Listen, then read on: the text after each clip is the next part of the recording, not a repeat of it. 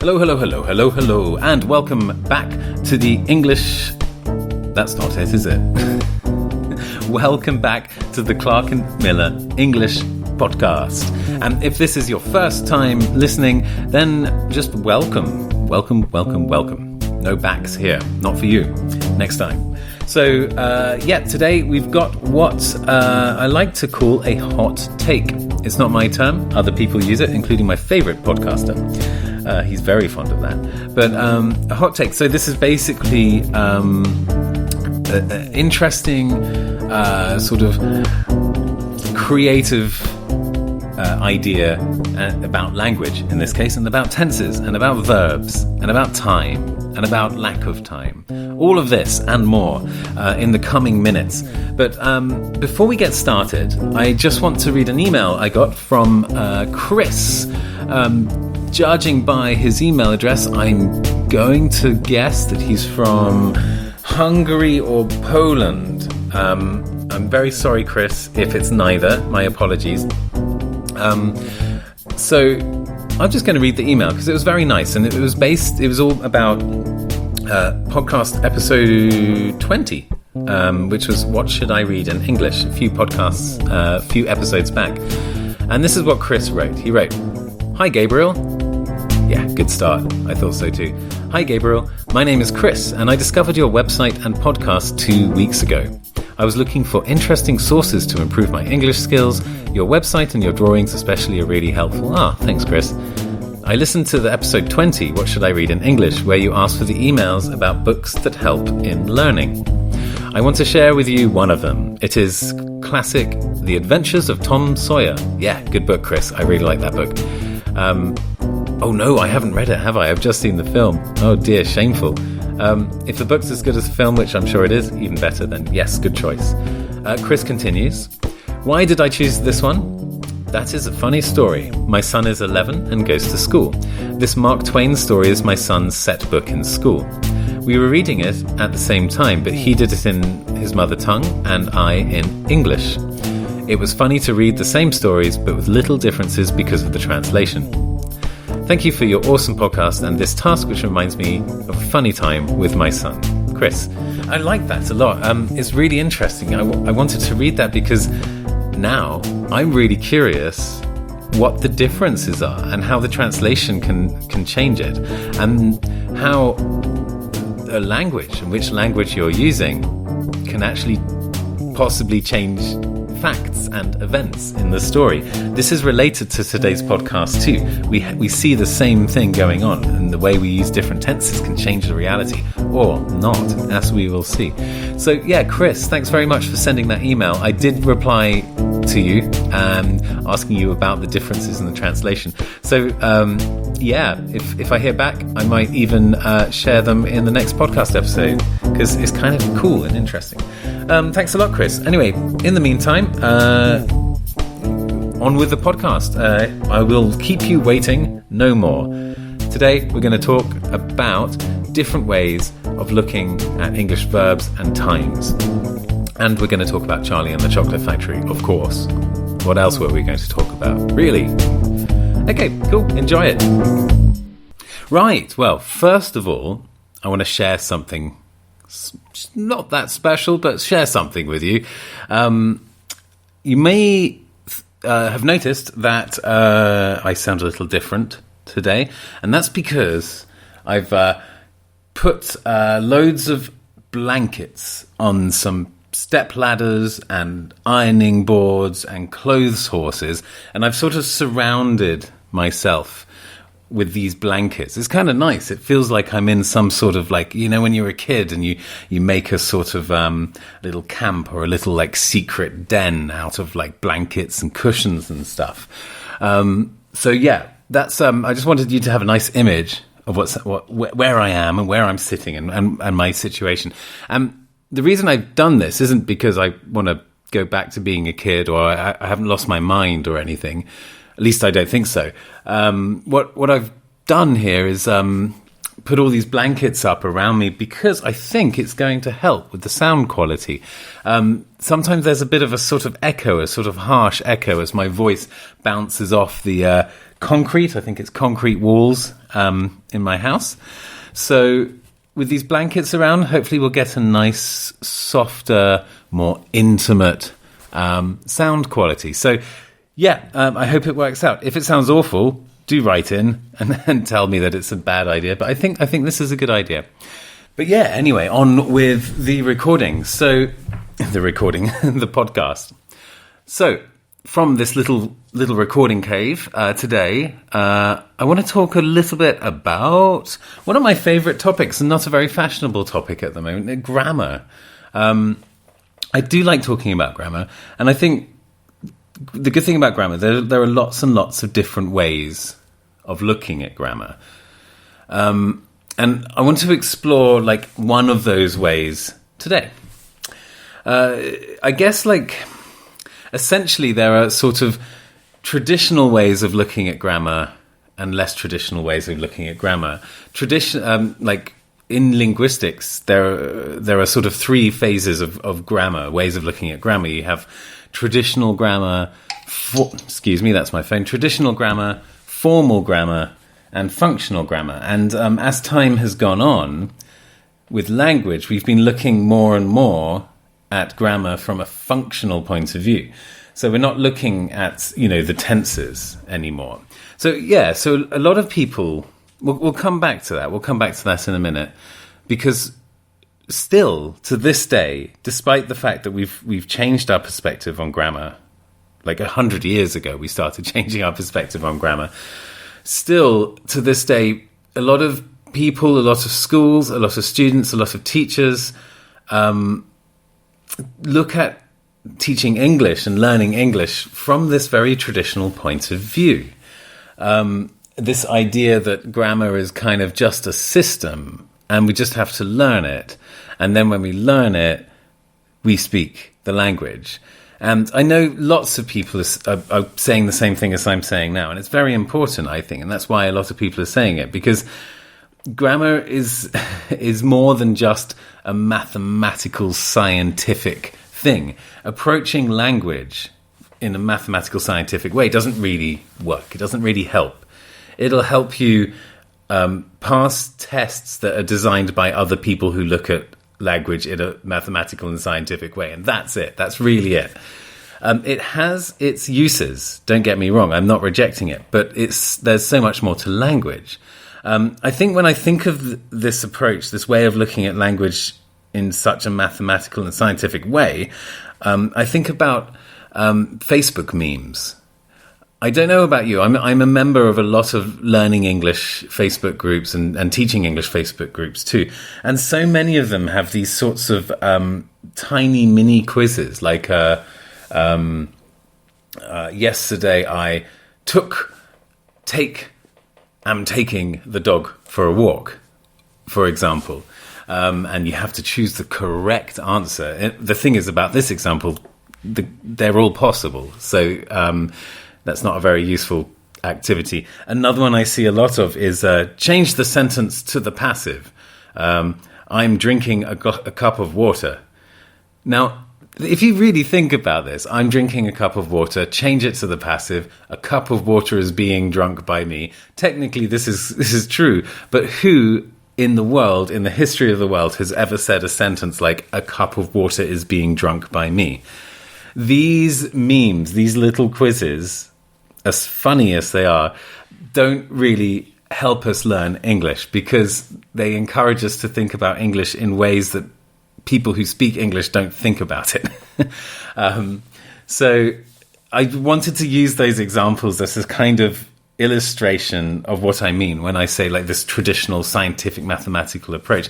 You can't just look at it from that point of view. There's way more going on. And I think today we're going to look at a sort of a new, I guess it's new because I kind of thought of it. Maybe somebody else has thought of it too, but let's call it new. A new way of looking at grammar and language, and how we can perceive the different tenses, the grammar tenses, from a sort of different way. We can reorganize them in a different way. Because, at the moment we have this past tense, present tense, future tense sort of mindset, don't we? And, is this a past tense? Okay, we use it to talk about the past. This is the present tense. We use it to talk about the present.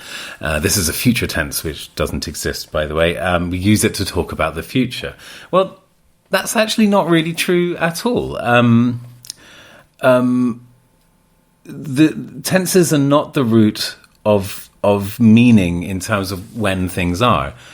We can talk about the past using the present, for example, especially when we're telling stories.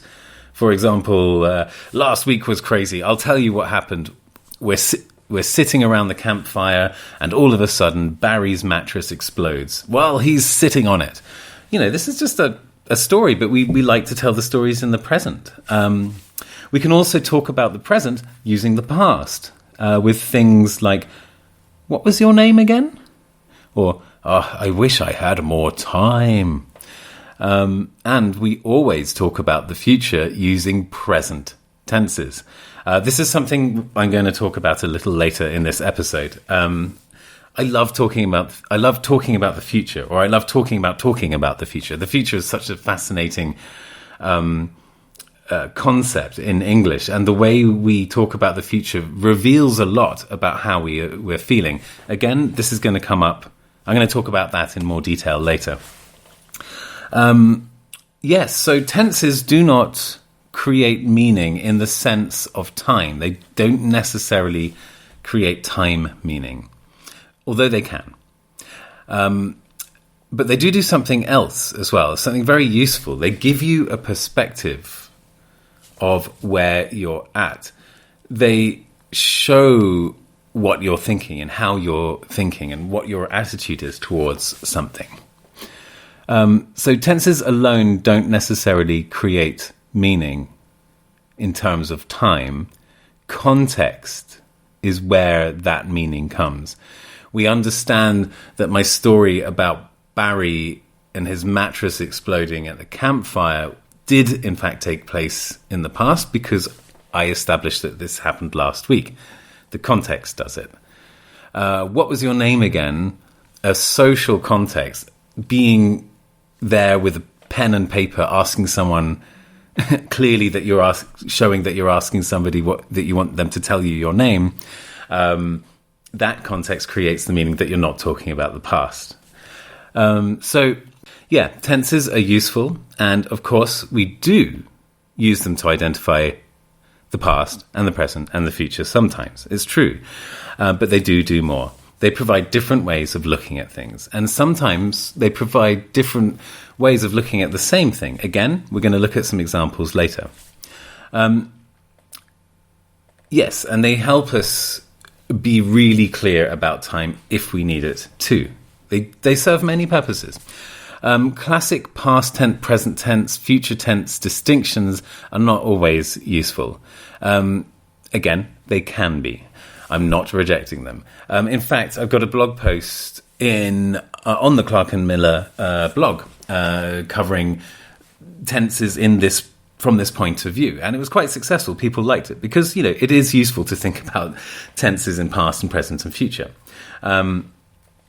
But also, I've in episode 6 of this podcast and in a blog post on the Clark and Miller blog, I also talk about Michael Lewis's ideas about tenses and what they really mean. There's a podcast episode 6 called The English Verb. If you haven't listened to that, check it out. It's quite interesting. New perspectives on how verbs work. And some of that is going to work its way into this episode too. But yes, today what I want to do is divide the traditional tenses, past, continuous, present, simple, etc., and take a look at them in slightly different ways. We're going to reorganize them. So, before we start doing that, I want to ask you a very simple question. Have you seen the film or read the book Charlie and the Chocolate Factory? The Roald Dahl book. I've read the book. I've seen both films. If you're going to watch one of those films, watch the old one from the 70s. Much better, but also very terrifying. I can't believe that was for kids. I was so scared of that film when I was a kid. Children die regularly in it. It was quite dark. But it's a pretty good film. And there's one part in the film. I don't know if you know the book or the film and what it's about, but basically Charlie and his grandfather visit a chocolate factory, and it's a magical chocolate factory, and other kids are with them, and one by one each of the kids basically gets killed by the factory somehow, because the kids are being greedy or selfish or doing something bad. They're being naughty and they get punished by the factory. And there's one part when this almost happens to Charlie and his granddad. And they're drinking this sort of soda. It's like a soda pop, like a cola or something like that. But, of course, being the magic chocolate factory, this soda is also magic. So when they start drinking it, they start floating, kind of flying. And it's quite fun at the beginning. They're sort of floating up and up and up as they're drinking more and more soda, and they're like, wow, we can fly, this is amazing. And but then suddenly they realize that they're in this kind of long tunnel going upwards, and the higher they get, the nearer the top of this tunnel they're getting to. And at the top there's a big fan spinning, so obviously if they keep floating, if they keep going up, they're going to get like ripped to shreds by this fan. It's going to be the end of the story and the end of Charlie and his granddad. So how do they get out of it? This is a spoiler alert. Well, they get out of it by burping. They realize the soda is making them float, and they just start burping. Burping, by the way, is when you let out gas through your mouth. Especially happens after you've drunk a lot of soda. And the more they burp, the more they start going down. And they just start burping. And then finally they've burped enough and their feet are back on the ground and they're no longer floating in the air towards a moving fan. Which is good, because then they don't die. And the story continues. And we get to see more kids being killed by the factory. Now, in order for this metaphor to work, well, okay, so far we've got two things happening, right? We've got Charlie and his granddad floating in the air, not really connected to anything at all, right? They're just floating in the air, unconnected. And then the second state they're in is them being back firmly on the ground. They know which way is up, down, left, and right. They have a good, solid understanding. Everything is identifiable. Everything is where it should be. A good sense of orientation. Now, in order for this metaphor to work, we actually need a third part, which isn't in the book or the film.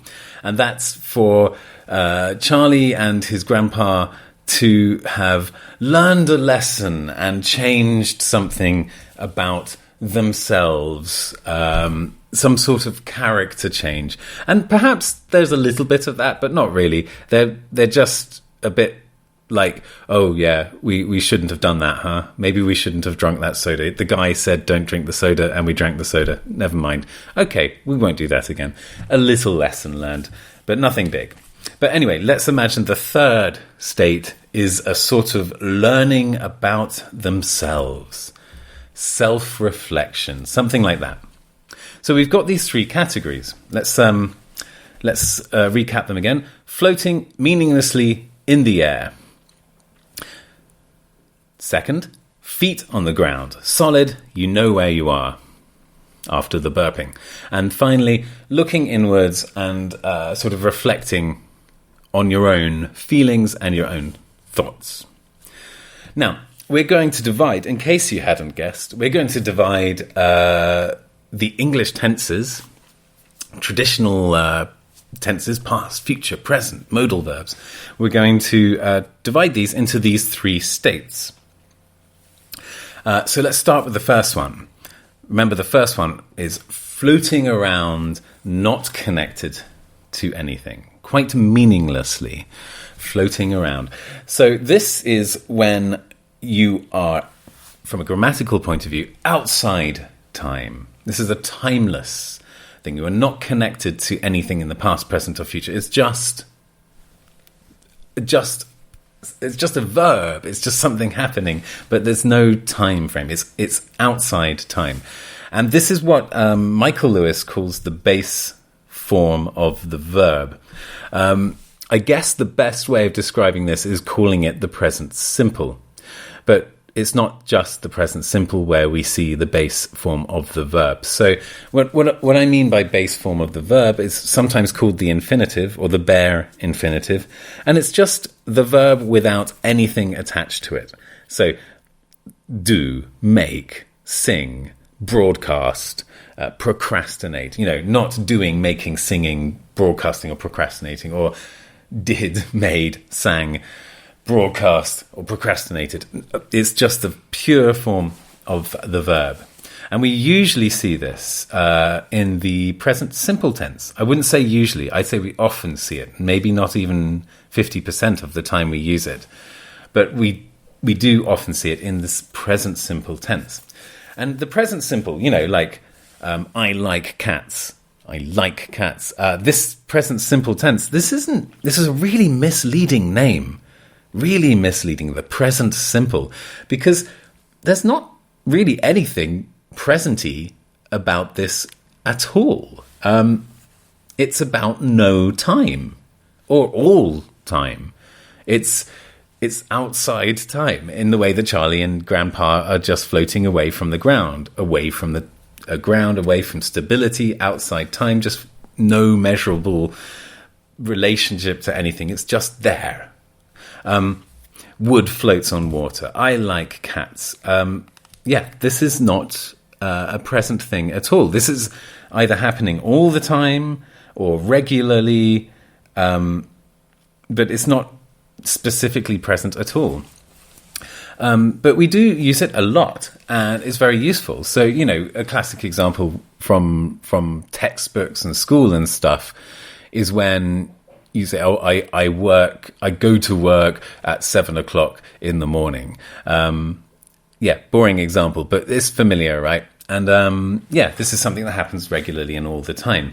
It's outside time. It's not pinned down to a particular point in time. Other examples, you don't get to go out. You don't get to go out. You can't. It means you're not allowed to go out. We can use it to make things feel universal and so on. Also, as I mentioned, telling stories. Like in the story, she meets at least 4 vampires and an accountant. And also we use it for the future, which I am going to talk about later. We leave at dawn tomorrow. This is for something that's very, very, very, very sure. It's a very certain future, probably scheduled future. But so it's nothing presenty about it at all. If anything, it's outside time, even though, as I mentioned, we do use it for the future sometimes. But this isn't the only time we use this base form. The do, make, sing, broadcast, procrastinate, no ed, no ing, nothing like that. We use it with imperatives as well. So, come on, or get out, or hey, look out, or come here, will you? So all of these orders, these imperatives, there's no grammar going on really here, is there? There's no time. They're just orders. They're telling people what to do. And again, that doesn't really have a time associated. When you tell someone what to do, sure, ideally it happens now, but that you're not saying that with this form. Another one, I remember when I was my early teaching days, when I was a young teacher living in Istanbul, and when I started teaching, I was learning about language at a very, very fast rate because I was started suddenly having to explain things all the time to my students. So I was thinking about language all the time, and one day I was just asking myself, okay, we got verbs, we got nouns, we got adjectives, we got adverbs, got prepositions, articles. I kind of knew more or less everything. I could identify a word and put it into the right category quite easily. And then I just thought, what about hello? Is that a verb? Is that a noun? Is that an adjective? Is it an adverb? I had no idea. It drove me crazy. And you know what? In a way, I still don't know. I think it's actually technically an adverb. But, I don't care because it doesn't matter what type of word it is. It's the function is more important. But the interesting thing is that this is kind of like these sort of base forms of the verb. Although they're technically not verbs, they feel like the same thing, don't they? There's no kind of association, nothing connected to time with these. Hello, hi, hello, hi, sorry, thanks. So yeah, I kind of feel that these words, they're pleasantries, aren't they? Or being polite, or sort of signals that we give to people. And these cheers. There's another good one. These are sort of disassociated with time. They're not connected to time. And finally, another sort of thing we do, which is in this category, again, not really a verb, but I want it all to be in the same category because we don't just have to have verbs in this category, the floating towards the fan category. And that's grunts and back channeling. Sometimes when we talk to each other, we don't even use words, especially if we're very familiar with the person we're talking to. Sometimes we just go, yeah, mm-hmm, ah, yeah, mm-hmm, uh-huh, right, yeah. We just make sounds. In fact, I've got a friend of mine, one of my best friends of all time. Shout out to Matt, Mr. Lemon. But he has this, or at least he had this really annoying habit of making a sound that sounded like it could be a yes and it could be a no. Really, really perfect sound that he used to make when I would ask him a yes or no question. So, Matt, are we leaving tomorrow? And he'd just say, no. Something like that. I can't do it. He does it perfectly. But yeah, we make sounds like that all the time. And yeah, I could never tell if Matt was saying yes or no. But yeah, so we're looking at the floating, disassociated from reality. And we use it all the time with verbs, with imperatives and present simple sentences, but also with grunts and sounds and pleasantries like hello, hi, sorry, thanks, cheers, that kind of thing. Yes, no. They're also in that category. Floating in the big tunnel, not connected to anything. Now, the second state, the second category that we outlined earlier, if you'll remember, is when Charlie and Grandpa are safely back on the floor. They've burped their way out of the situation. They're on solid ground, and they know where everything is now. They can reach anything they want now, except for the fan, but they don't want to reach that fan. So this is the area closest to what we think of as sort of grammar, traditional grammar. And I'm going to put most of the other tenses in this section. Like using the past tense. Yes, sure, we don't always use it to talk about the past, but we often do. And if we want to talk about the past and make that clear, yeah, we use the past tense. It's fine. Solid ground. Present perfect tense. We want to talk about something that started in the past, is still continuing, may or may not continue into the future. Yeah, we have this tense for that, and it does that job, the present perfect tense. I've been sitting here, as present perfect continuous, I've been sitting here for 25 minutes now. That's fine. There's nothing wrong with that. This is good. This is what we want from grammar and things like that. Can you imagine how difficult learning a language would be without this stuff? Solid ground, continuous forms, future forms. When we want to make sure someone understands we're talking about the past or the present or the future, or something more complex like a period in time that started before another one, and so on. We have this stuff, and this is when it starts acting in a sort of scientific, mechanical way.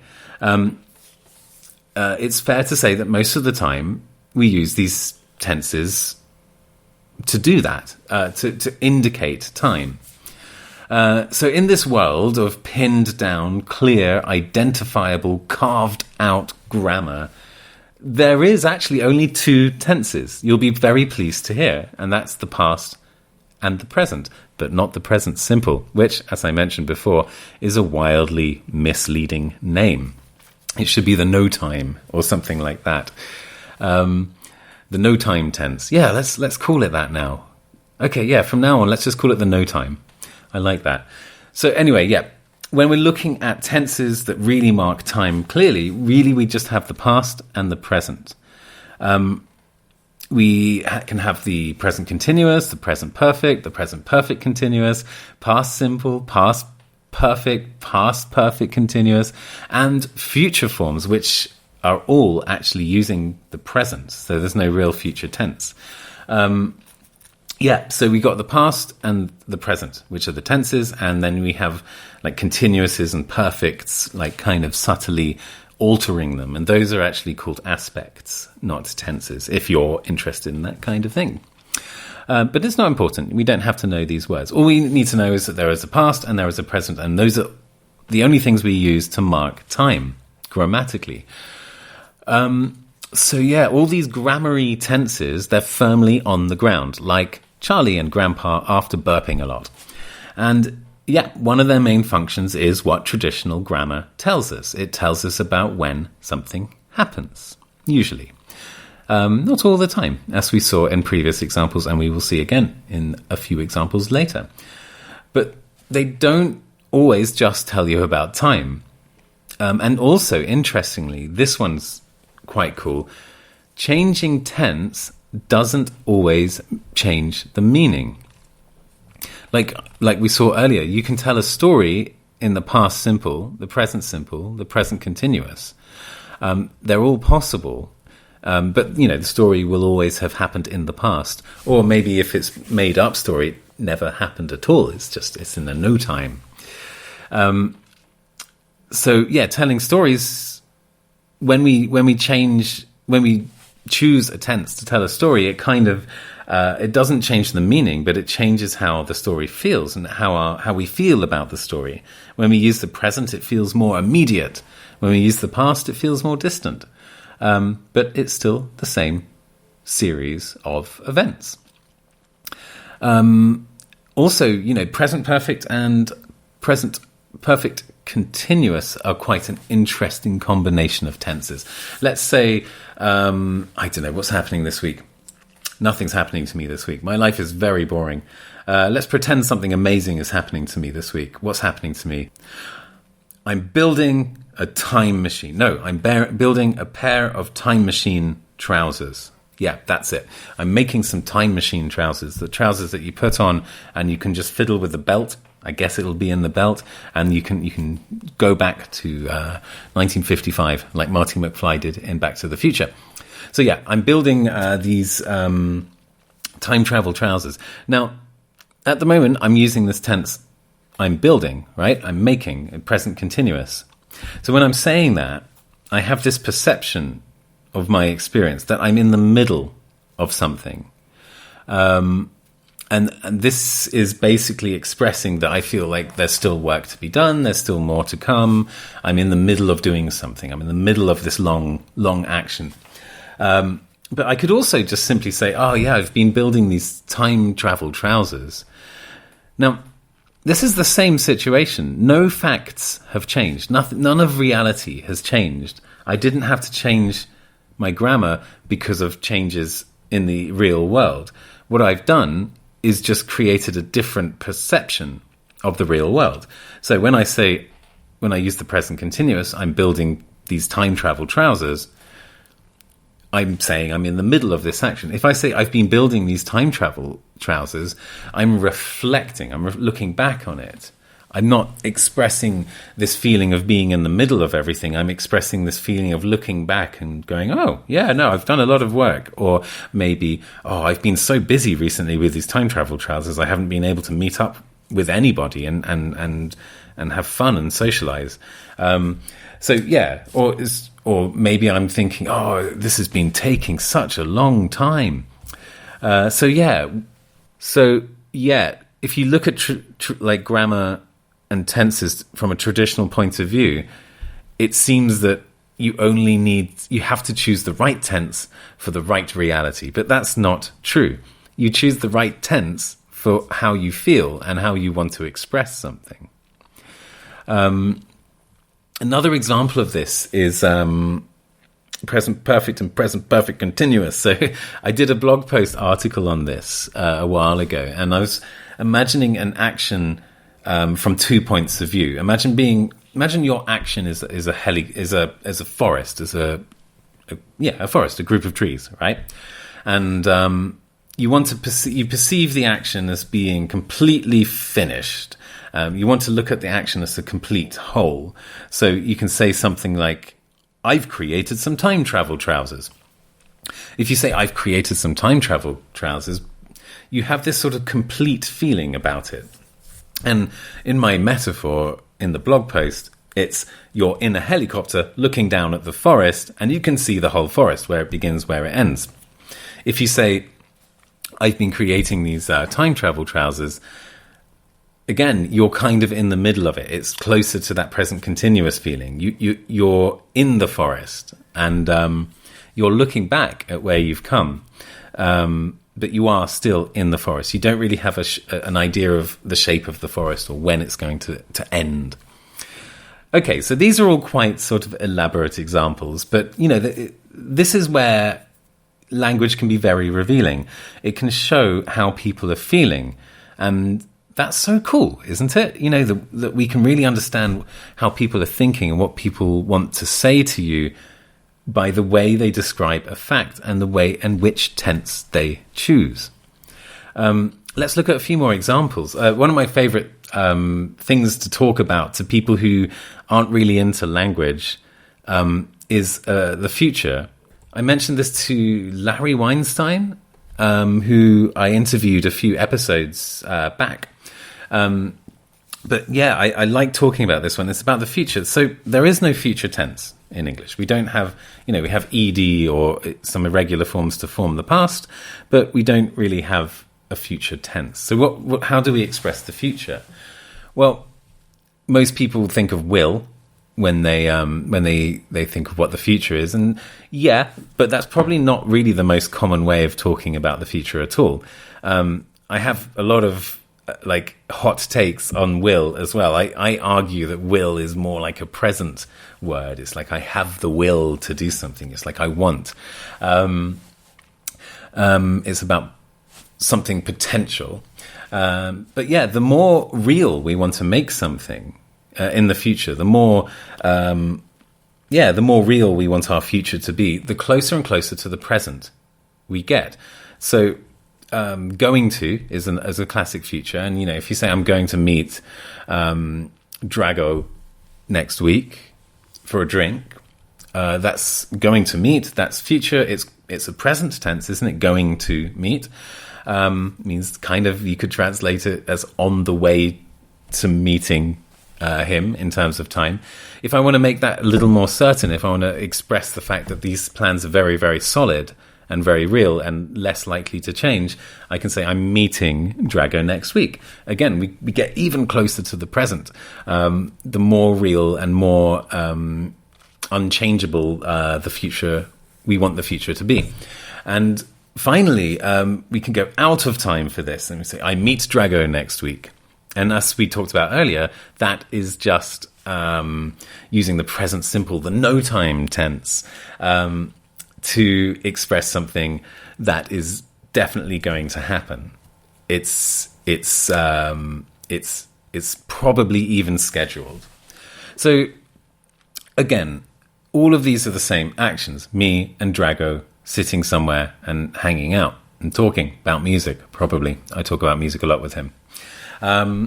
These are all the same actions. They're just different ways of expressing them. And in this case, mostly about how certain they are.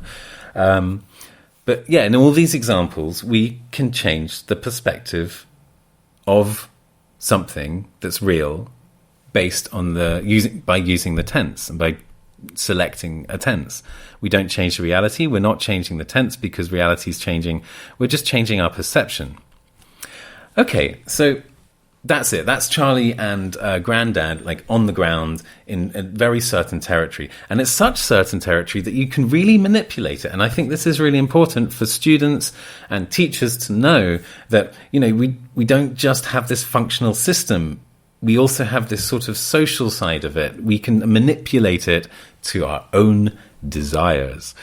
Finally, let's look at the third state, looking inward, reflection.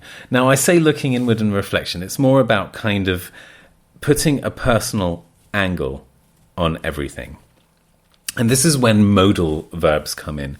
What's a modal verb? Well, good question. A modal verb are those sort of, they're like verbs, but they're not exactly like verbs. I'll just give you an example of all the modal verbs I can think of in the next few seconds. Will, must, may, might, could, should, would. Will, I said will, didn't I? I'm missing something. I know I'm missing something common. Anyway, you know these words. Will, won't, should, shouldn't, may, might, could, couldn't, can, can't. These are modal verbs. And when we express ourselves using modals, we're kind of making it about us. We're giving a personal angle. We're making something more subjective and less objective. We're saying this is how I see it.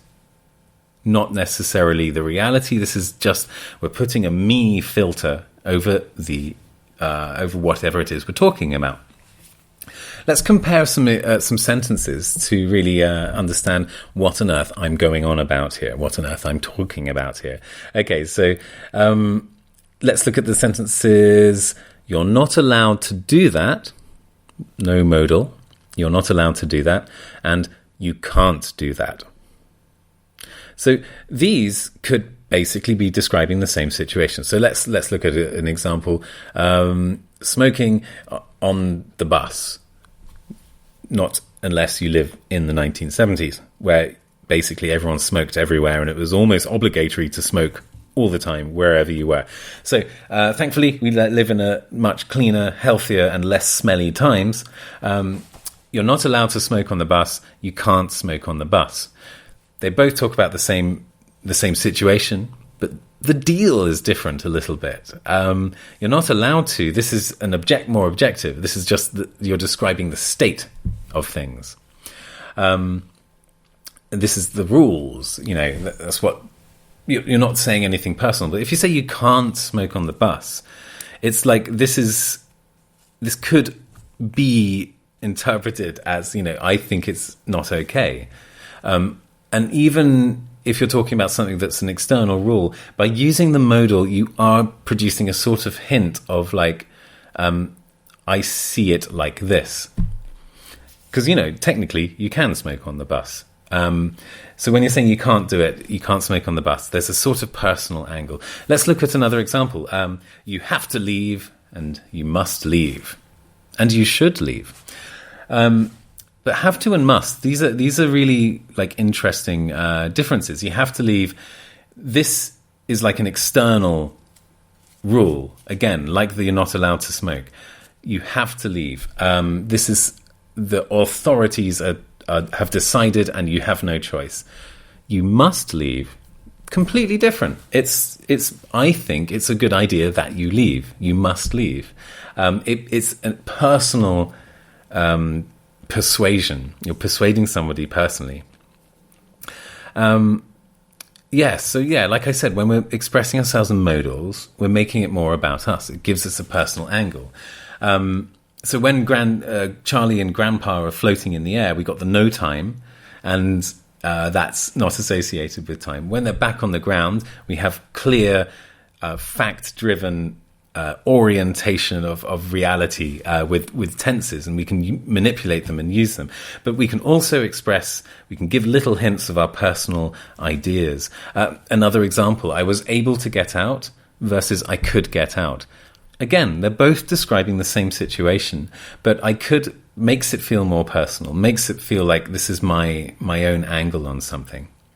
And I'm gonna kind of finish on a slightly negative note. I'm gonna complain. I like complaining sometimes. I think we all do. It's basically when have you ever had this situation when, I don't know, you're dealing with some sort of authority, like let's imagine it's like the local council, you know, the local government, and you need to get some paperwork sorted out, Let's say you have to pay your council tax. This is something that happens in England. Everyone has to pay this tax that everybody hates, called the council tax.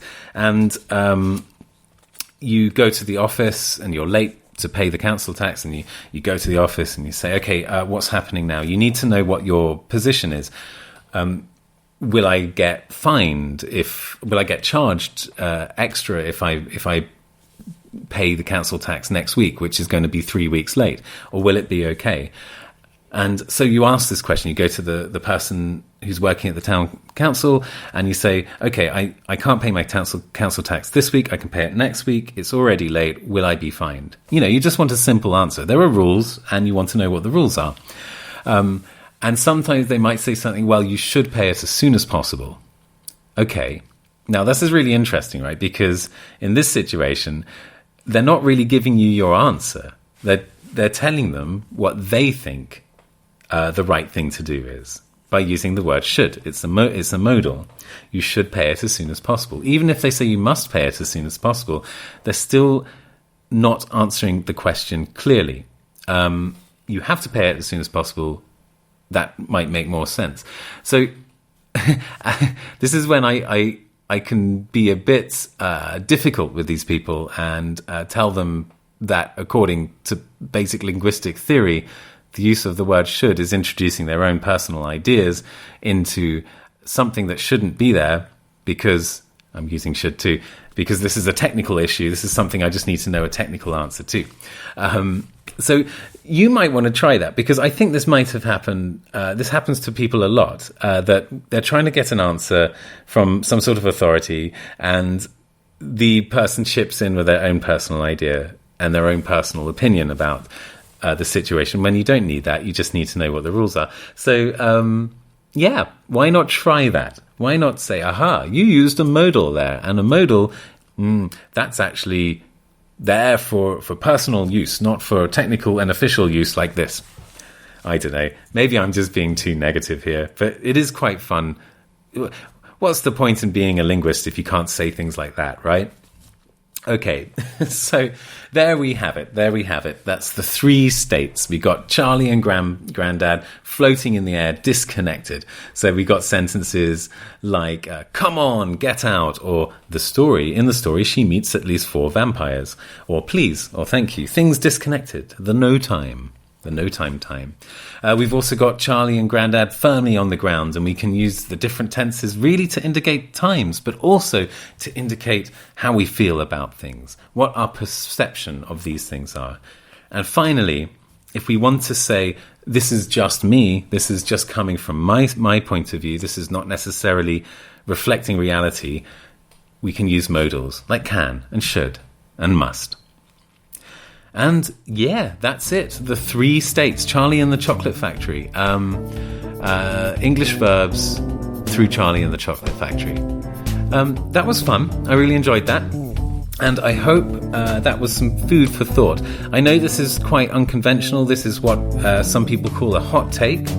So I'm not necessarily saying that this is the only way to look at verbs. It certainly isn't. And I'm not saying that this perception works all the time either, but it does work a lot of the time, and you can see how we use language, and you get a newer idea on how we use language. And if you're a learner or a teacher of English, I think thinking about how we use tenses, like in different ways like this, can be very, very useful. So I'm going to finish by asking you what you think. Do you look at language like this? Do you think about English tenses like this? Are there other ways that you consider tenses? Everyone's got their own ideas about things. I would love to hear any other ideas about this. So if you have any thoughts about different ways of looking at verbs and different ways of talking about different times, and whether we should be very technical and mathematical or whether we should be more expressive when we're teaching our students or when we're learning as English learners, let me know. Send me an email. It's gabriel@clarkandmiller.com. Meanwhile, that was a total pleasure. Thanks for letting me rant away. and I'm looking forward to talking at you again in 2 weeks. But ciao for now.